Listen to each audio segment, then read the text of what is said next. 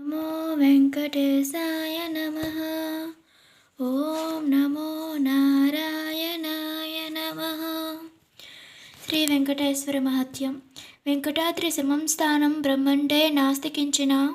వెంకటేశ నమో దేవో నా భూతో నా భవిష్యతి. వెంకటాద్రికి సమమైన పుణ్యక్షేత్రం బ్రహ్మాండంలోనే లేదు.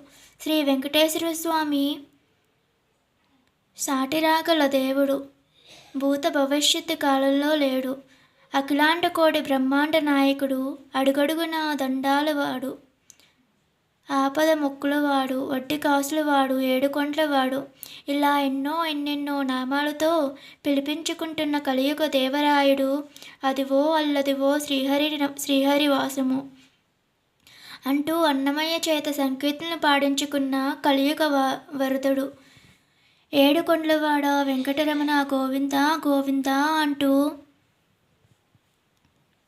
అనునిత్యం లక్షలాది భక్తజనులు దర్శించుకొని తరిస్తున్న వెంకటేశ్వరుడు వెలిసిన దివ్యస్థలం తిరుమల గిరుల దివ్య కథలు.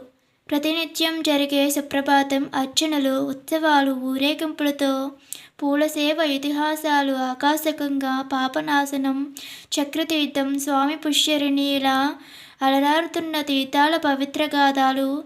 బావాజీ, రంగదాసు, రామానుజ, చియ్యేరస్వామి, ఆకాశరాజు,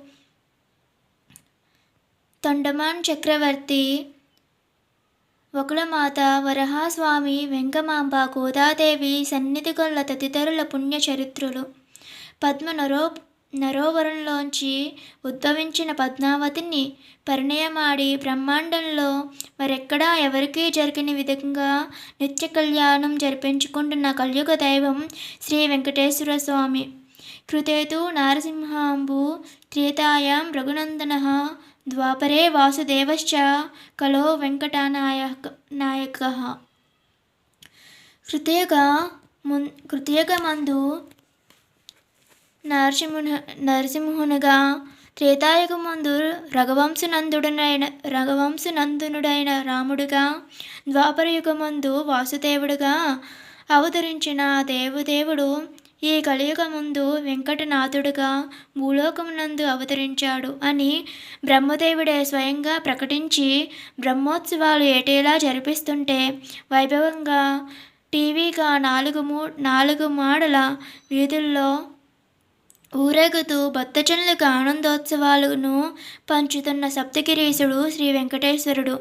ఎవరి వెంకటేశ్వర స్వామి వెంకటాద్రిపై ఎందుకు వెలిశాడు?